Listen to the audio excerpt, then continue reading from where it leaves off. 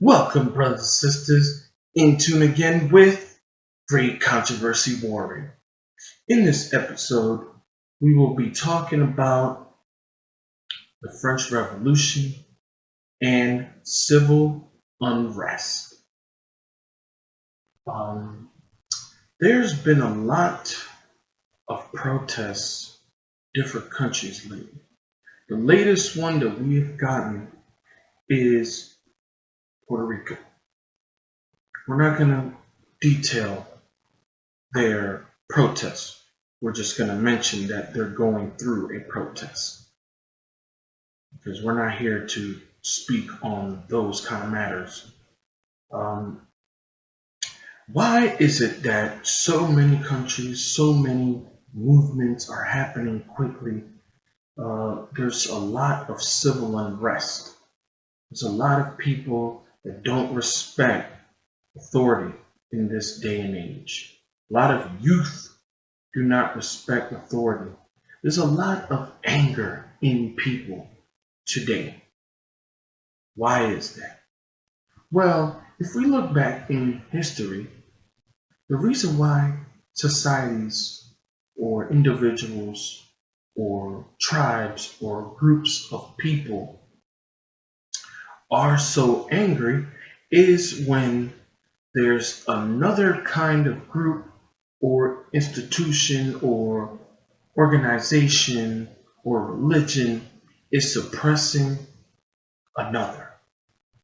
And we're seeing that in today's day and age. A lot of oppression, a lot of suppression from one group to another.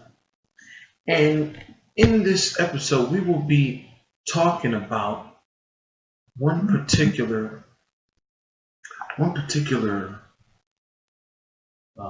date in history, the French Revolution. We will be talking about how that comes in contact with today's unrest and um, civil uproar, shall we say.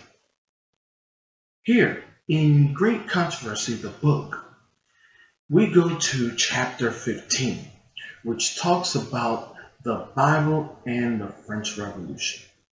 And I will waste no time, brothers and sisters.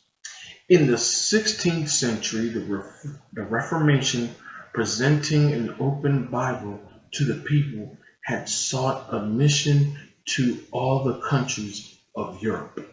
Some nations welcomed it with gladliness as a messenger of heaven. In other lands, the papacy, the Pope, the Vatican, succeeded to a great extent in preventing its entrance, and the light of the Bible knowledge, with its elevating influence, was almost wholly excluded. In one country, though the light found entrance, it was not comprehended by the darkness. For centuries, truth and error struggled for the mastery. At last, the evil triumphed, and the truth of heaven was thrust out. This is condemnation. The light is come into the world, and men loved darkness rather than light. We find that in John 3:19. The nation was left to reap the results of the course which she had chosen. The restraint of God's Spirit was removed from the people that had despised the gift of His grace. Evil was permitted to come to maturity, and all the world saw the fruit of willful rejection of light. Okay, this is talking about France. When the time of the French Revolution, which was from 1793 all the way to I would say 1796. In this time, there were debates in the courts of France. um, there were different debates of different kinds of philosophies. And one of those philosophers of this day was Beltran Voltaire. He was a revolutionary and also an author and philosopher. And he said, we don't need a God to become a great society. We need reason. That's our God, reason. And brothers and sisters, in today's day and age, how many people do we hear using these same words? I don't need God. I have reason. I have logic. And this is why we're in the certain unrest that we have today. Because there's powers that want to use, and this is true, want to use certain religious philosophies to oppress others. And that goes for Christians as well. There are certain Christian leaders that want to use their Christianity to oppress others. And God is not happy with that. Let's continue. The war against the Bible carried forward for so many centuries in France, culminated in the scenes of the Revolution. The terrible outbreaking was the legitimate result of Rome's suppression of the scriptures. You see what I said? The terrible outbreaking was the legitimate result of Rome's suppression of the scriptures. So when you suppress a people, a civilization, a society of the Holy Scriptures, you will find unrest. You will find civil protests, civil riots, race wars. You will find all sorts of things.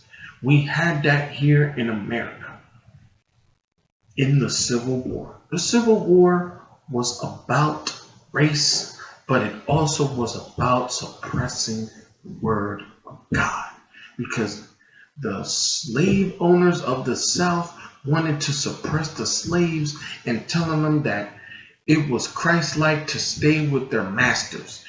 And knowing that the Bible condemns slavery, they wanted to switch it around and use it against the slaves and or the people who wanted to help the slaves. But that is for another topic.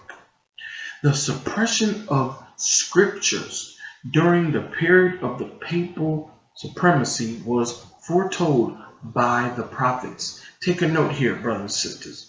And the Revelator points also to the terrible results that were to occur, especially to France, from the domination of the man of sin. The man of sin is and will always be the Pope. That's going to be in another study. But the prophets, especially John in Revelation, had foretold the French Revolution. And here I'm going to explain it in this paragraph right here. Said the angel of the Lord, the holy city shall they tread underfoot 42 months, and I will give power unto my witnesses, and they shall prophesy 1,260 days, cloth in sackcloth. And when they shall have finished their testimony, the beast that ascended out of the bottomless pit shall make war against them, and shall overcome them, and kill them.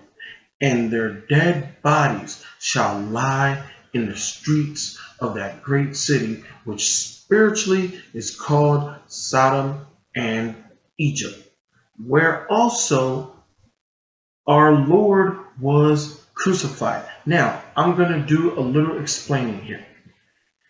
The reason why it's France is because if you remember how many dead bodies were piling up from this French Revolution, if you didn't believe the philosophy of reason and of logic of this time, they would grab you and they would kill you, especially if you professed to be a Catholic. Because if you remember, in the French Revolution, the ones that were in power were the Pope and also the royalty. The royalty was aligned with the Pope. The Pope and all the cardinals and all the bishops and all the different pastors that were in France were controlling the people. They would preach something in Latin and they would not let people read it for themselves in French. So that's what they were doing. Via the churches, they were getting money from the people, and these people were poor. The only ones that were eating good were the nobles and the royalty. People of money, people of wealth, people of power, royalty, kings, and the queen, and all their subjects were eating great while the people were starving. And then, in turn, the bishops, the cardinals, and the different pastors of all the different kinds of congregations that were Catholic in France were suppressing people, telling them lies, telling them that they had to pay for penance, telling them that they had to pay so their sins wouldn't go on to the next life, telling them that they had to pay for their loved ones that were already dead, and if they didn't want them to go to hell, they could pay a sum and they wouldn't go to hell, and they would stay in the limbo side of heaven. This is blasphemy, brothers. This is false doctrine, and they were making money off of these false doctrines, which they're still doing to this great day. Now, the reason why France is called Sodom and Egypt is because in the time of the French Revolutions, there were laws that were passed, like the lifestyle that that great city of Sodom lived. Those people that lived in Sodom and Gomorrah had a certain lifestyle. Well, they passed laws in France, the whole of France. You can go look this up on Google, that you could marry whatever you wanted. Woman, child, man. If you were a man, you could marry another man. If you wanted, you could marry a goat. If you wanted, you could marry a little child. These laws of marriage of the same sex are not new, brothers and sisters. This goes back to the 1700s of the French Revolution. It goes back to, and the reason why it also represents Egypt, of why it's called Sodom and Egypt, is because if you notice in Egypt, they had different gods, and they did not worship the true and only God, which is God the Father and Jesus. They had many gods, and their God was what? I said it in the beginning, was logic and reason. That was their God. Did you know that the Statue of Liberty is the goddess of reason? That's for another day. And who gave it to America?